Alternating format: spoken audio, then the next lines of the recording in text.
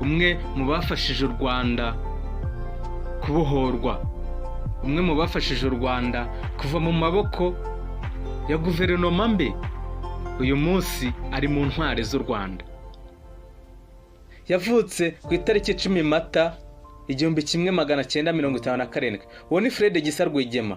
Reka turebe amateka ye kuva avutse kugeza avuye mu mubiri, kugeza yitabye Imana.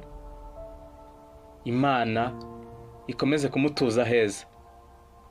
Major General Fred Gisa Rwigema yavutse ku itariki 10 Mata 1957, apfa ku itariki 2 Ukwakira 1990.